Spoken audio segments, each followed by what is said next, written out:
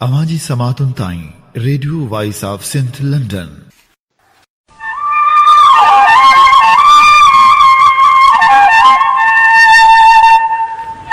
आशकन अलाह वेरू तार म विसरे, आह करेंदे साह कॾहिं विंदो निकिरी।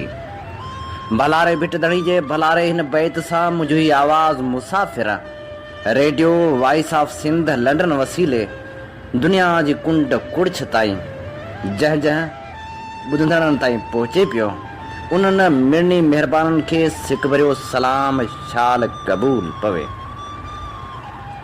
सिंध ऐं सिंधी ॿोली जे आशिक़ नामियारे लेखक कीरत बाबाणी जी यादि में ख़ासि प्रोग्राम खणी अवां जी ख़िदमत में हाज़ुर हबीब लेगारी।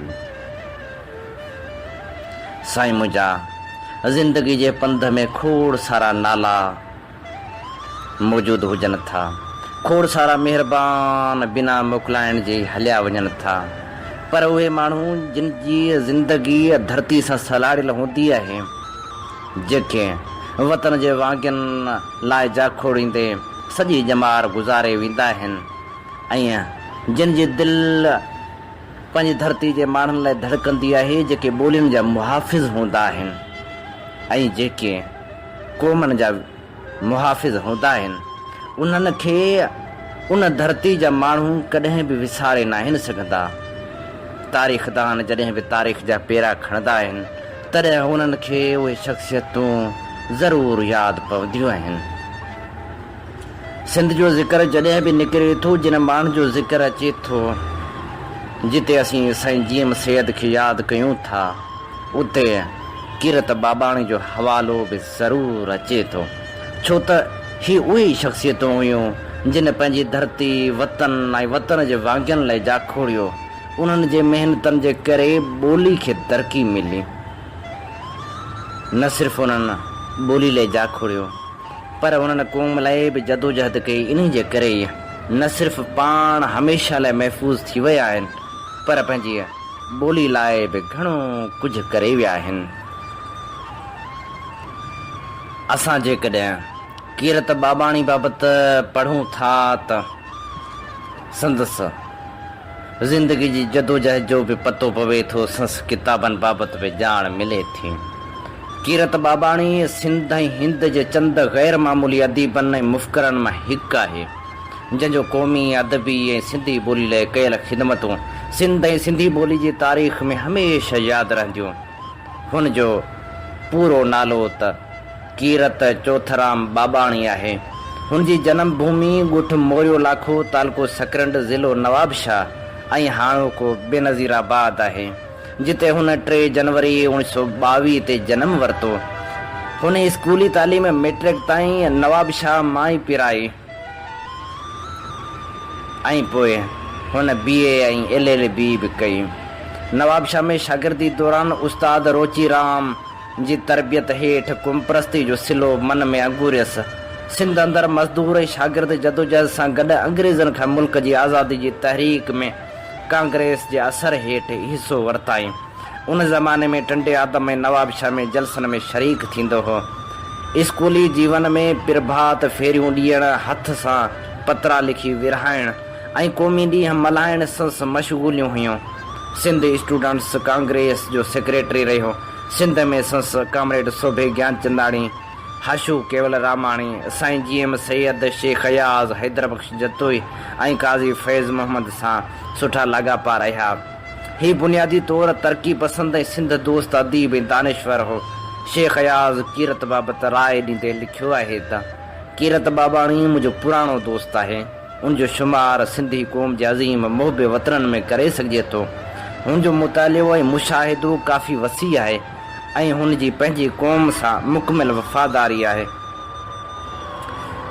कीरत बुनियादी तरह आज़ादी जी हलचल जे पैदाश आहे।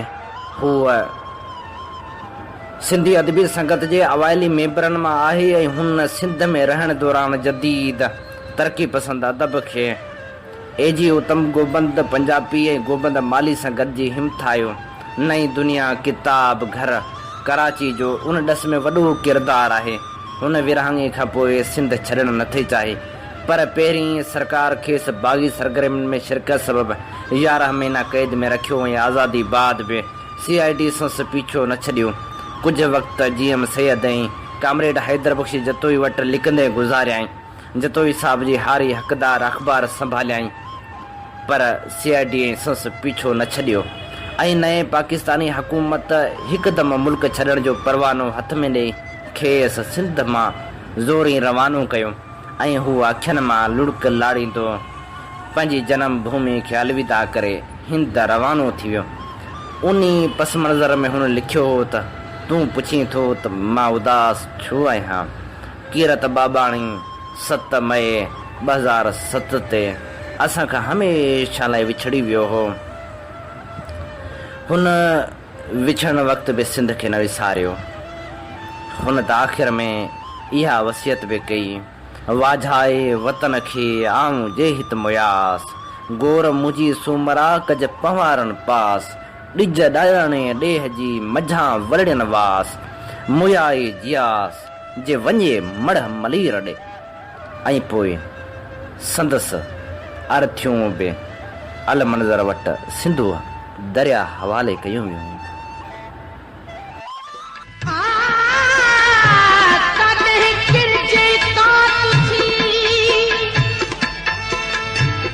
ॾाढी फरमाइश किया है हिन कलाम में। कॾहिं किरजे कात थी, कॾहिं थीजे कंध, कॾहिं डाट ॾियाट जी, कॾहिं थीजे कंध, सिंधुड़ीअ जो सुगंध साहु ॾींदासीं सॾते बोला।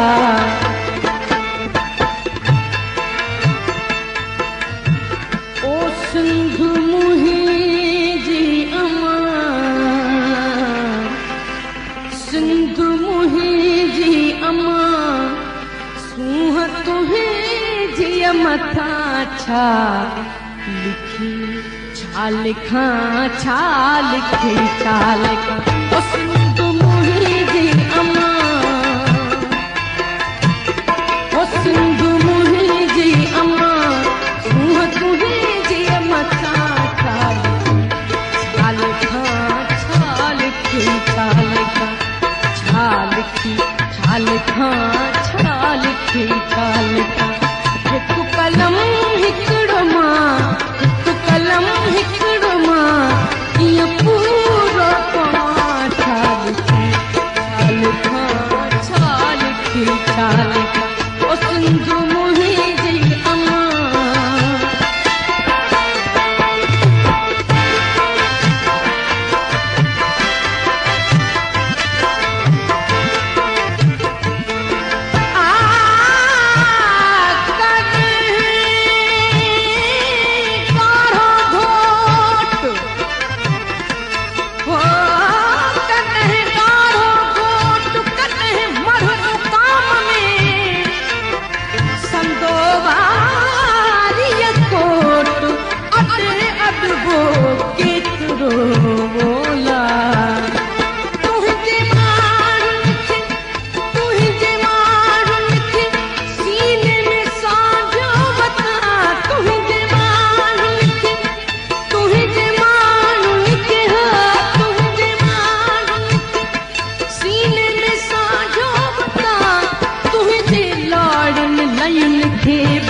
चंदन चवा तुझे लाड़ में नयन के चंदन चवा, शाल तुझे कुख मां पियो हर हर जमा, शाल तुझे कुख मां पियो हर हर जमा। खीर तुझो पिया देर तुझो बठा, वीर तुझो थिया, छाल छाल खां छाल खे छाल खां। सिंधु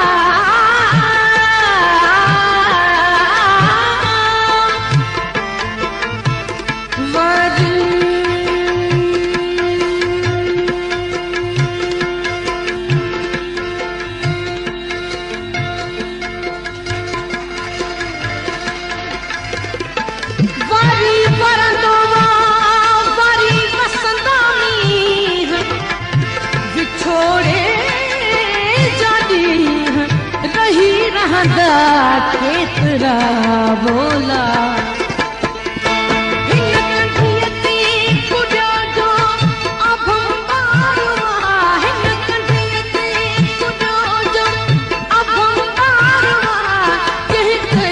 जल जो जानी अखिन ठारवा कहते जी जल जो जानी अखिन ठारवा तू जो बालक सुभाणे जो मैं मारवा तू जो बालक सुभाणे जो मैं मारवा उन जी लोलियत सद के बया मात सद के बया छाद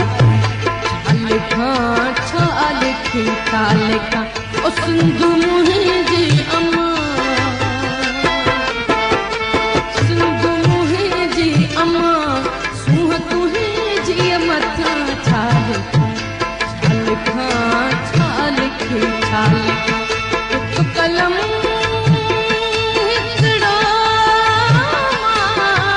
हिकु कलम हिकिड़ो मां कीअं पूरो छाल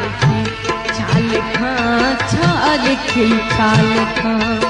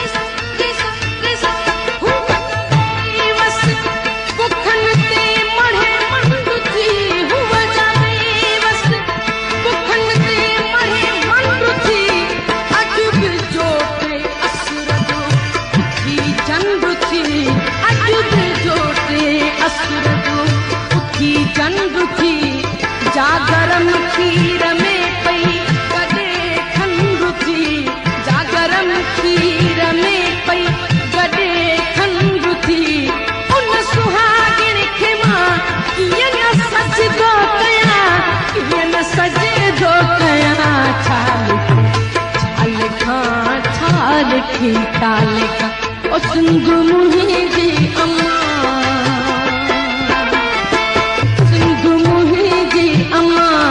सूह तुंहिंजे मथां छाल खिलताल खां हिकु कलम हिकिड़ो मां हिकु कलम हिकिड़ो मां कीअं पूरो पवां छाल खिलताल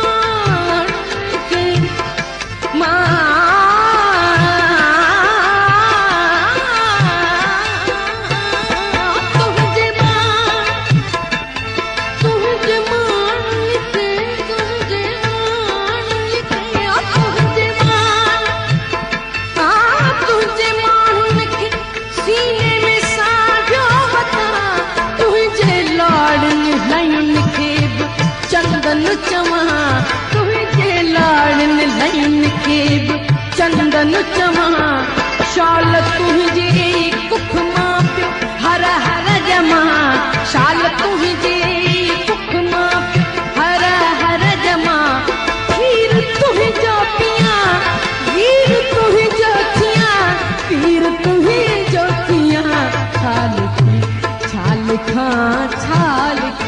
छाल खां ओ सिंधु मुंहिंजी अम्मा सिंधु मुंहिंजी अम्मा सूंह तुंहिंजे मथां छाल खां छाल थी छाल खां हिकु कलम हिकिड़ो मां हिकु कलम हिकिड़ो हिकु कलम हिकिड़ो मां इहो पूरो मां छाल खां ही आवाज़ हो अब्दा परवीन जो। Radio voice of Sindh London तां असीं अॼु यादि करे रहिया आहियूं नाम्यारे लेखक सिंधी ॿोली लाइ जाखोड़ींदड़ ऐं हिंद में सिंधी ॿोली खे क़ौमी ॿोली जो दर्जो ॾियारींदड़ कीरत बाबाणी खे।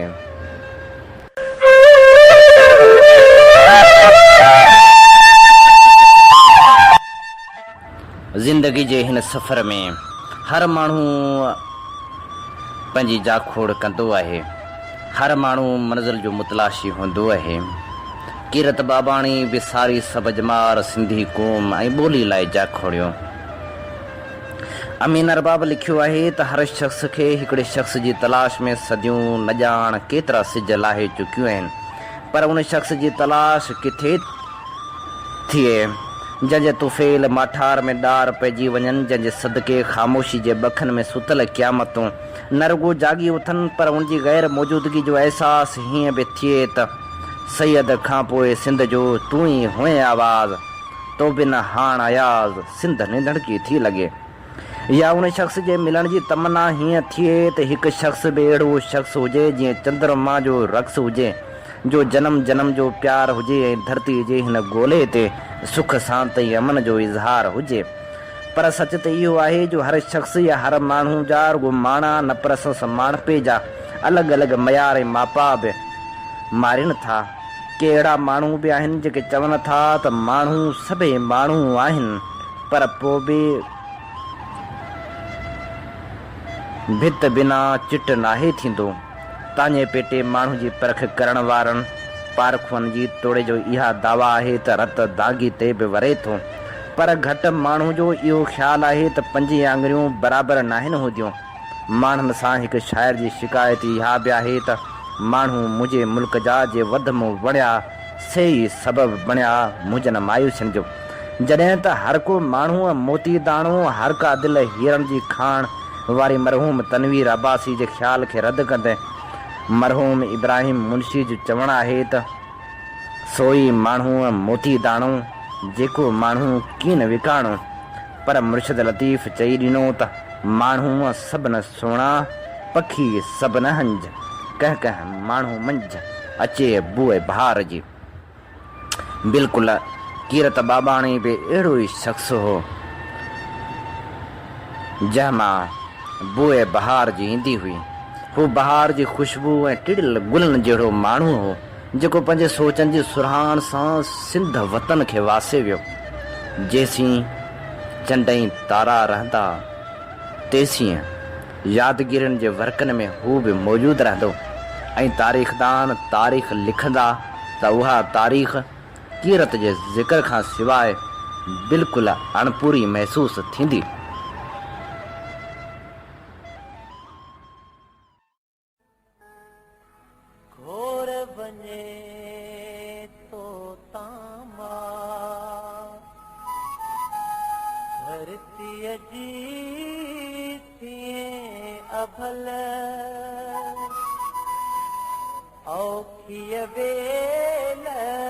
अबल हो घोर बने तो तामा घोर बने तो तामा धरती अजी थिए अबल ओ की अबेल अबल वो घोर बने तो तामा।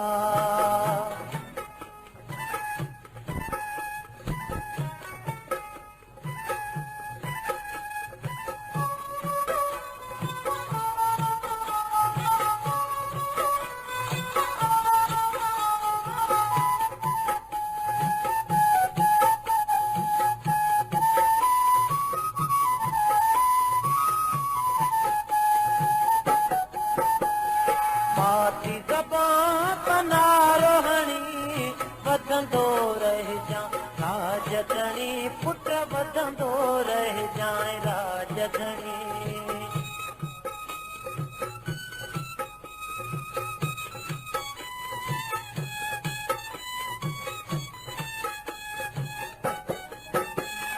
पाती ज़बां तना रोहणी वधंदो रहिजां राजधणी अल्लाह वधंदो रहिजां राजधणी आज़ादी रखजांइ मंज़िल हो घोर बने तो तामा घोर बने तो तामा धरतीअ जी थिए अभल औखीअ बेल अभल हो घोर बने तो तामा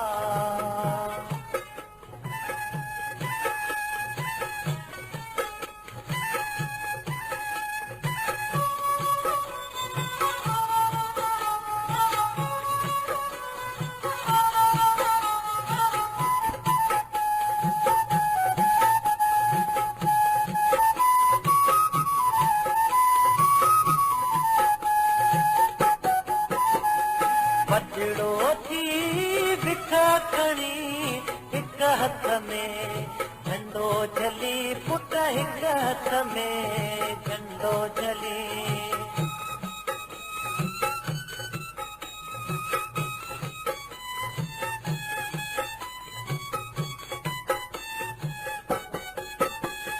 वजड़ो थी बिख खणे हिक हथ में झंडो जली पुट हिक हथ में झंडो जले हे हथ तूं ढल जाए राइफल घोर बने तो तामा घोर बने तो तामा धरतीअ जी थिए अबल औखीअ बेल अबल हो घोर बने तो तामा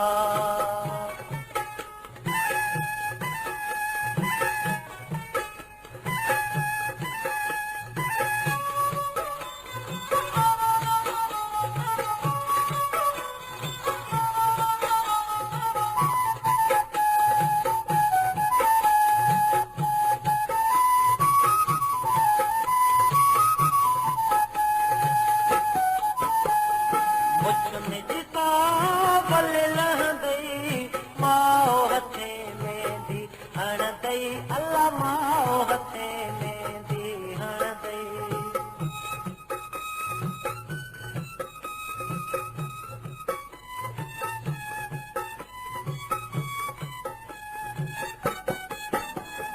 पुछन जी सावल लहंदई माओ हथे मेहंदी हणंदई पुट माओ हथे मेहंदी हणंदई घोड़ बजी ॾींदई मोकल हो घोर बने तो तामा घोर बने तो तामा धरतीअ जी थिए अबल औखीअ बेल अबल हो घोर बने तो तामा घोर बने तो तामा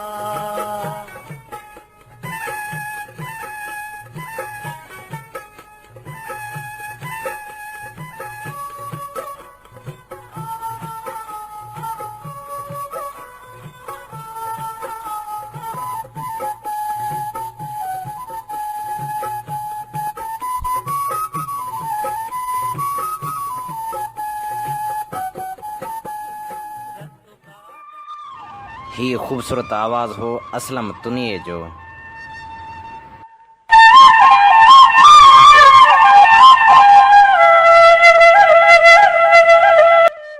कीरत बाबाणी खे सारींदे कुमप्रस्त अगवान नाम्यारे लेखक नवाज़ खान ज़ोर लिखियो, मौत तुझो जला वतन साथी, याद आयो त दिल भॼी पे। सिंध जो जलावतन पुट दादा कीरत बाबाणी हिंद में सिंध जो सफ़ीर हुयो। हो जेस ताईं जेरो रहियो सिंध जी मुल्की हैसियत लाइ पतोड़ींदो रहियो। हुन जो सपनो हुयो त हू पंहिंजे मुल्क वापसि मोटे, हिकु आज़ाद इंसान तौरु। हो सपनो सीने में साढ़े अजो की तारीख़ ते हमेशा लाइ परलोक पधारे वियो। जलावतनी जो मौत, गरीबुल वतनी जो मौत, दूर देश में मौत, अलाह केॾो न अज़ियत भरियो लम्हो हूंदो इहो। इंसान जे हर अलमे कना वॾो अलमियो धारे धरती ते मौत आहे। ऐं विरहाङे वक़्तु हू पाण राज़ी ख़ुशी जलावतन नेथियो हो। हुन सिंध छॾण खां इनकार कयो हो। पोइ खेसि पकड़े गिरफ़्तार करे ज़ोरे जहाज़ में चाढ़े इंडिया रवानो कयो वियो हो।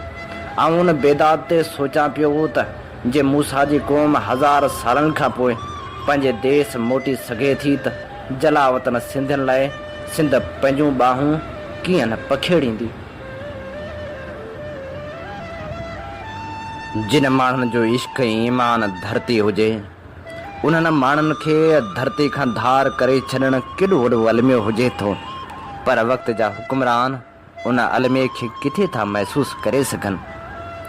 कीरत बाबाणी हुजे या हशू केवल रामाणी या वरी मोहिन कल्पना हुजे, उन्हनि सभिनी जो दर्द साॻियो रहियो, छो त हुननि खे पंहिंजी धरती तां धिके धार कयो वियो हो। ऐं पोइ वरी न हुननि लाइ वापसी जा दर खोलिया विया, न वरी हूअ पंहिंजी जनम भूमि खे ॾिसी सघिया।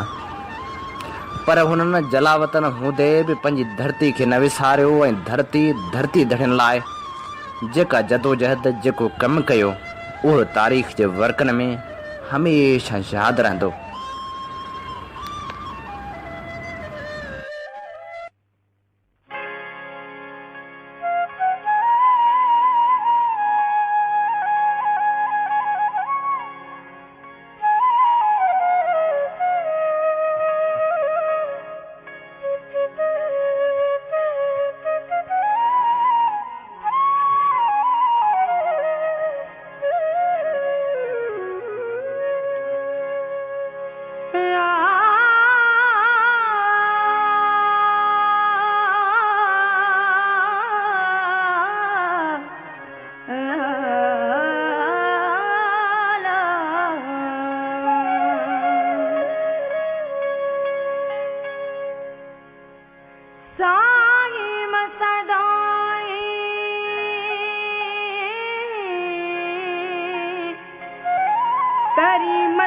सिंधु सुपार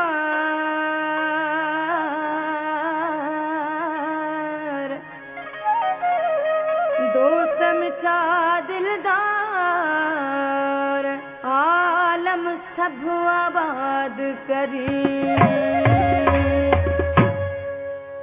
सिंध सोचे थी, सिंध सोचे थी, सिंध सोचे थी, सिंध सोचे थी, सिंध सोचे थी, सिंध सोचे थी, सिंध सोचे थी, सिंध सोचे थी। तारीखन ते तहजीबन ते ताजीरन ते सिंध सोचे थी, सिंध सोचे थी, सिंध सोचे थी, अल्लाह सोचे थी, सिंध सोचे थी, साईं सोचे थी।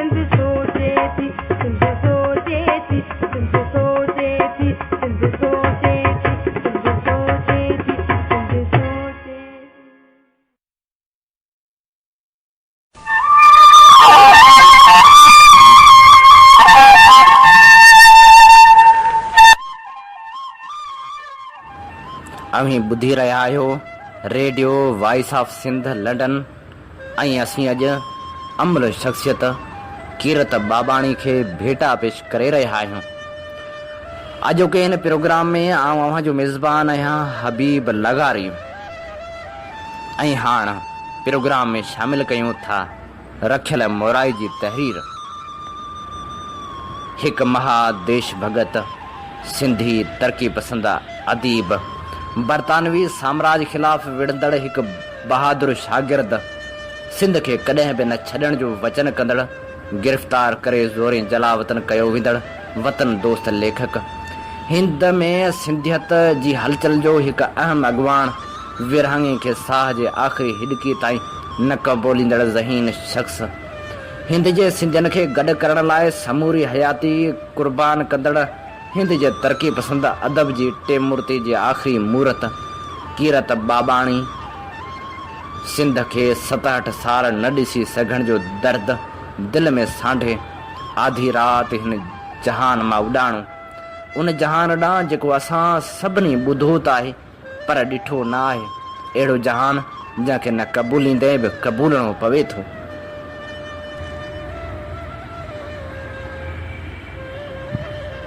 चइनि भाइरनि ऐं चइनि भेनरनि जो आख़िरी भाउ कीरत बाबाणी वक़्त जी डोड़ में एतिरो तेज़ डोड़ंदो ऐं एतिरो अहम मर्तबो माणींदो, इहो अहसासु शायदि संस ख़ानदान खे न हुजे।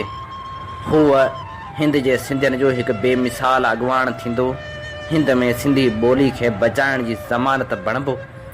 हिंद जहिड़े वॾे घण ॿोलियाई मुल्क में हू पंहिंजे साथियुनि सां गॾिजी सिंधी ॿोली खे क़ौमी ॿोली जो दर्जो ॾियारींदो, उहो सभु शायदि हिन लाइ हिन मुल्क में मुमकिन न बणिजे हा। बरतानवी साम्राज्य खिलाफ़ विड़ंदे हिन हिकु अॻवान खां वधीक वकील थियणु पसंदि कयो हो, पर हालतनि हिन खे हिकु उस्ताद बणाए छॾियो, हिकु अहिड़ो कामिल उस्ताद जंहिंखे पंहिंजे हज़ारे सालनि जी तहज़ीब याफ़्ता धरती तां अखोड़जी वियल हिकु जाति जी रहबरी करणी हुई ऐं उहा रहबरी हुन पंहिंजी समूरी ईमानदारी सां कई ऐं ज़िंदगी जी आख़िरी घड़ी ताईं कई। हुन नौजवानी में सिंध छॾी न पर सिंध हुन खां छॾाई वई ऐं ताहयात हुन लाइ सिंध मना थियल मेवो बणिजी वई। केतिरनि मौक़नि ते हुन सिंध ॾिसण जी सुध कई, पर हू हिन मुल्क जी सरकार लाइ सदाईं ब्लैक लिस्ट ते रहियो। साणस गॾु कुझु ॿिया शख़्स बि हुन लिस्ट में शामिल रहिया। हूअ सॼी उमिरि महाराष्ट्र सूबे जे राजधानी वारे शहर बम्बई में रहियो। घर जो गाॾो हलाइण लाइ मास्तरी कयाई ऐं पोइ बिल्डर बणियो। सिंधी जाति खे बचाइण लाइ अखिल भारत साहित्य सभा जोड़ियाई। सिंधियुनि खे शौर ॾियण लाइ हिकु अख़बार सिंध सुजाग कढियाई ऐं ॿोली खां बचाइण लाइ डिघी तहरीक हलायाई। अदब जी ख़िदमत करण लाइ 2 दर्जन किताब लिखियाई ऐं सिंध खे हिकु भेरो ॾिसण लाइ केतिरा ई भेरा ॻोढ़ा ॻाढ़ियाई, पर इहो सभु सस ज़िंदगी में ई हो। हाणे हू उन सभ खां घणो परे हलियो वियो आहे। विरहाङे खां पोइ हिंद लॾे वेंदड़ अदीबनि जी हिकु टेमूर्ति हुई, जंहिं अलॻि अलॻि फ़ोरमनि तां सिंधियुनि जी जंग विढ़ी ऐं सिंधियत खे बचायो। उन टेमूर्ति में शामिल हुआ गोबंद माली, एजी उत्तम ऐं कीरत बाबाणी, जिन गॾिजी अखिल भारत साहित्य सभा जोड़ी, जंहिंजे फ़ोरम तां हुननि सॼी हिंद जे सिंधियुनि खे ख़ासि तौरु अदीबनि शाइरनि ऐं आलमनि खे गॾियो। साहित्य सभा जी तारीख़ ते लिखियल कीरत बाबाणी साहिब जो किताब सिंधियत जो सफ़र पढ़ण वटां आहे, जंहिंमें सिंधियत जी वेड़ जो दास्तान आहे। हीउ किताब शायदि संस ज़िंदगी जो आख़िरी किताब बि आहे। ॿिए तरफ़ संस हर किताब ॼाण जो भंडार आहे। दादा कीरत कहाणियूं बि लिखियूं त नई कविता जो किताब बि सिंधी अदब खे ॾिनाई। तनक़ीद ते किताब लिखियाई त हिकु निहायत सुठी आत्म कथा पिणु लिखियाई, जेका चइनि जुल्दनि में सिंधी टाइम्स जे सरवाण डॉक्टर नारायण भारती छपाए पधरी कई, जंहिंजो नालो आहे कुझु ॿुधायमि कुझु लिकायमि। संदसि ॿियनि किताबनि जा कुझु नाला हिन तरह आहिनि। लिखियो लियाका पाई, हिन किताब में कविताऊं शामिल आहिनि त वरी कहाणी जो किताब न लैला न मजनू। चूंड सिंधी मज़मून बि संदसि किताब लेनन दुनिया जी अज़ीम इनकलाबी शख्सियत या वरी पेही मंझपातार हुन नावल बि तर्जुमो कयो जेको मालवा जे नाले सां छपियो। सिंधी कहाणी विरहाङे बाद तनक़ीदी ब्यास सो सॾ सो पड़ाॾो ख़त धरती जो सॾ नाटक सूरी सॾ कयो नाटक केवली तर्जुमो थियल नावल अवी सभु नंगा आहियो कहाणियूं जीअं सिंध सदा जीअं कहाणियूं जेके ॾिठो मूं रूस जो सफ़रनामो अमन जे उफ़क़ ॾांहुं मज़मून अदब में क़दरनि जो सुवाल तनक़ीद अबोल राणी ॿाराणियूं कहाणियूं सिंधी लोक कहाणियूं लोक अदब दर्द जो दिल में समाइजी न सघियो कहाणियूं मराठी अदब जी तारीख़ तर्जुमो सिंधियत जो सफ़र तारीख़ ॿिया बि के किताब हूंदा जेके तकड़ा यादि में न अची रहिया आहिनि। संस नाटक धरती जो सॾ ते खेसि हिंद जे वॾे अदबी इदारे मरकज़ी साहित्य अकेडमी जो एवॉर्ड ॾिनो वियो।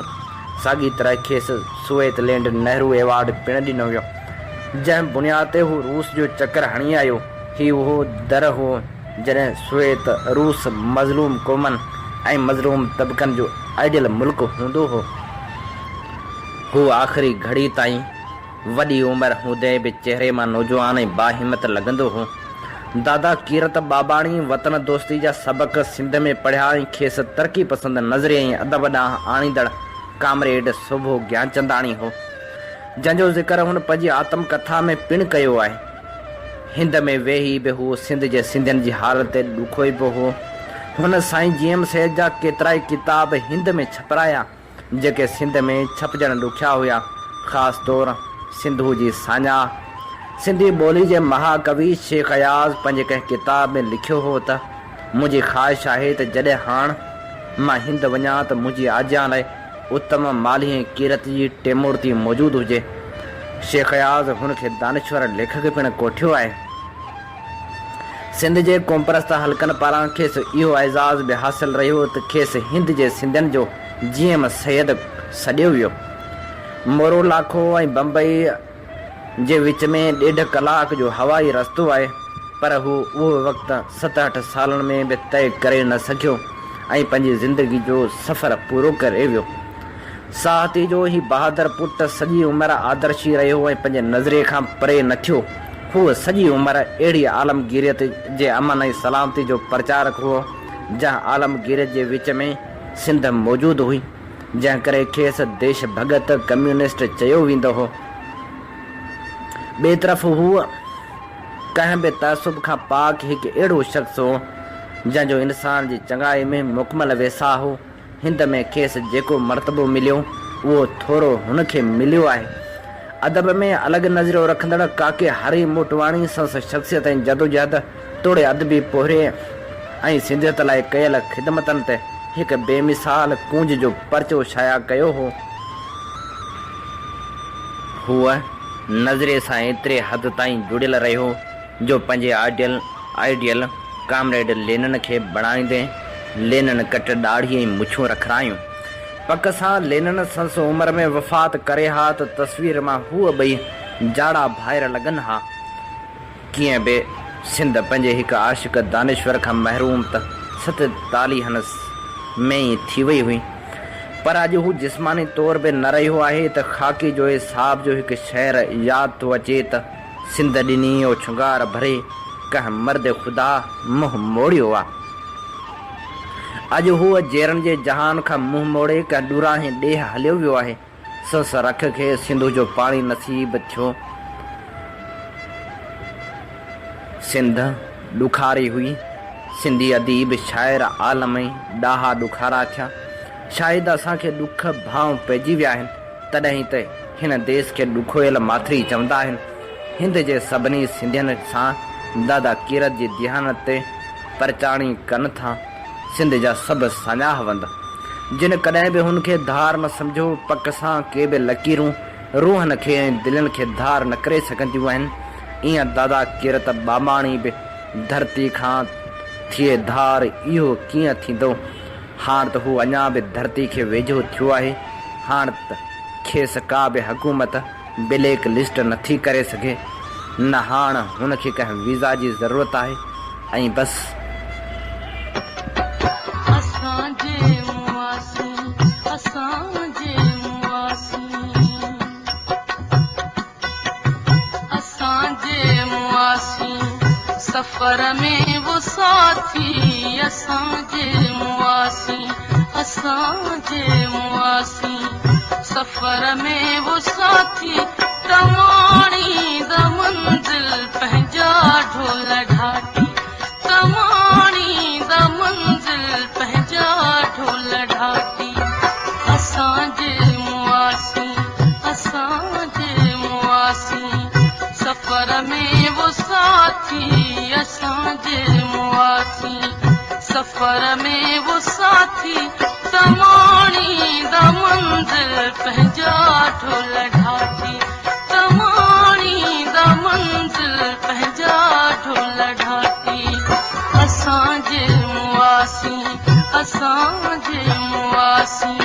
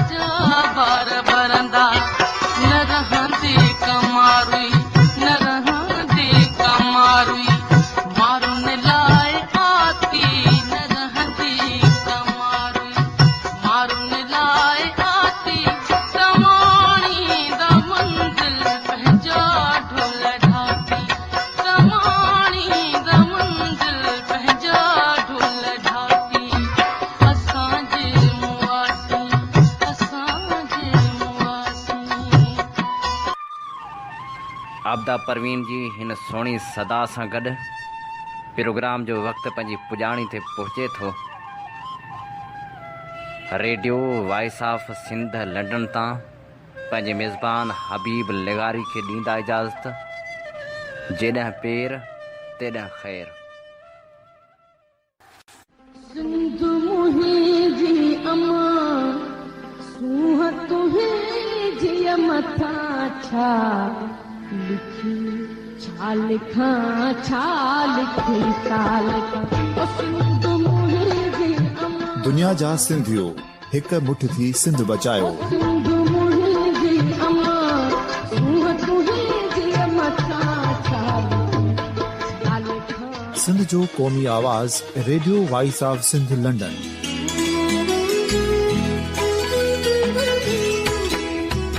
Radio voice of Sindh London पंहिंजी नशरियात में सिंध जी सियासत, समाज, इक़्तिसादियात, तारीख़, क़ौमी उमंगुनि ऐं इख़्लाक़ियात मुतलिक़ सिंध जी हक़ीक़ी तर्जुमानी कंदे प्रोग्रामनि खे असराइतो बणाइण लाइ सिंध जे घण घुरनि ऐं धरतीअ सां प्यार कंदड़ अदीबनि, दानिशवरनि, सहाफ़ियुनि, उस्तादनि, वकीलनि ऐं हर तबिके जे मानवारनि सजणनि खे सिंध में शऊरी इनकलाब लाइ सहकार जो सॾु ॾियूं था। अचो त गॾिजी सूफ़ियुनि ऐं संतनि वारी सिंध जो ओज हिकु मुठ थी वरी वापसि आणण वारे सफ़र जा साथारी बणिजऊं।